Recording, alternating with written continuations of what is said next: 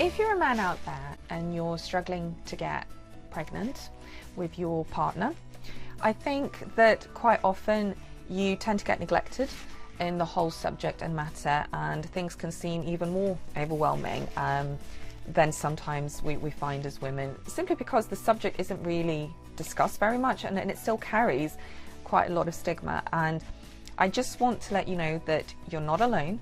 Male factor infertility is very common, and that's why I wanted to create a video all about what you can do to help yourself, which essentially is very similar, if you're following all the other videos and tips, to what a woman should be doing.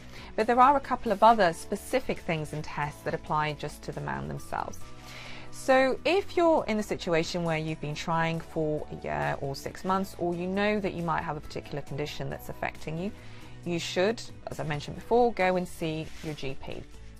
Now, what the GP will do, or if you decide to go and let's say see a specialist immediately, will do is take a semen analysis. So this is where you will produce some sperm that ideally shouldn't be any older than 3 days or so, and look at this in detail to determine whether you have enough sperm in the first place to be able to successfully achieve a pregnancy naturally, how good the sperm are in terms of how well they're moving, and how normal they're looking. So these are just some basic measures that need to be assessed for, and that aren't necessarily looked at with the home sperm kits that you can buy. They are useful, but they don't examine all of this in detail. And after you've done that, your GP or specialist will let you know what these results are. If there are any problems with the results, the best thing to do is to get a repeat in about 3 months or so.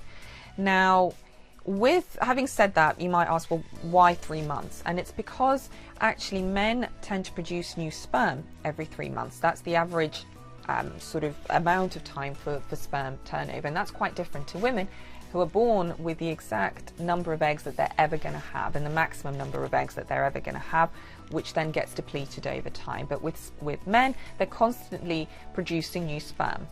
But having said that, men are not immune to the effects of age. So there are new studies that are suggesting that around the age of 40 is when we start to see some noticeable differences in the sperm from men over the age of 40 compared to those that are younger. And there's no exact cutoff here, but it's a similar principle that aging can start to affect the DNA structure of the sperm.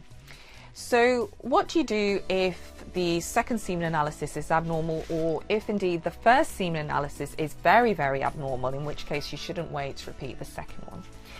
Well, then I think it's definitely important you resort to a specialist. That's a fertility specialist or even a urologist. And what they will do is take your full history, go into detail, things such as your lifestyle. Are you getting enough exercise? What sort of diet are you on? Even your occupation, believe it or not, can have an effect on your semen quality. So we know from some studies that men who spend a long time driving, this can lead to increased heat around the actual testicles, which are designed to be kept cooler just because sperm prefer a cooler temperature, or men who spend a long time in baths or hot tubs.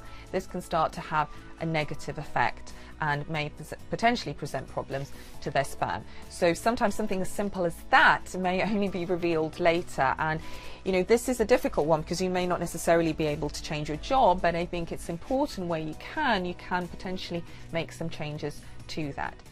The specialist or urologist may then also undertake a physical examination of the groin, and in addition to that may then order some particular specific tests. Now, what do these tests involve?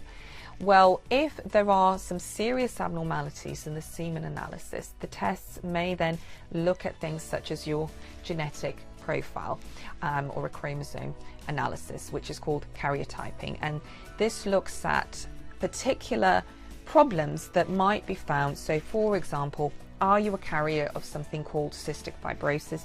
Do you have something called Y microdeletion?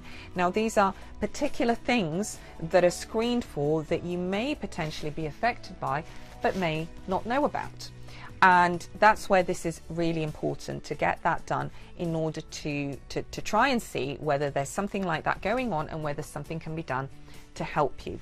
The specialist may also decide to undertake an ultrasound scan or some imaging of the actual groin region in order to assess whether there's any potential obstruction causing a problem to the flow of sperm, and may possibly be accounting for why you may not have enough sperm in the ejaculate. So it's important to look at this as a whole, to assess what tests need to be done, and then to get the results of these tests in order to see about further management and what can be done to help you. And further management from here might be that you require the technique of something called ICSI, which is intracytoplasmic sperm injection, and this is where sperm are directly taken and injected into the egg instead of waiting for them to do this whole process, which they may not achieve. Or something called surgical sperm retrieval, which sounds scary, and I will talk about this in a separate video, but essentially involves retrieving and collecting sperm directly from the testicles themselves in order to try and lead to a pregnancy, simply because either there are no sperm coming out in the ejaculate or there's some sort of obstruction. Another form of management that might be recommended is an actual operation or procedure to try and correct, again, any sort of obstruction that might be going on. But you know, these are detailed things which need to be discussed with a urologist before any decision is undertaken, and that urologist will give you their expert advice on what you need to be doing. But the main take-home message here is that there is hope for a lot of people out there, even men who've had vasectomies before.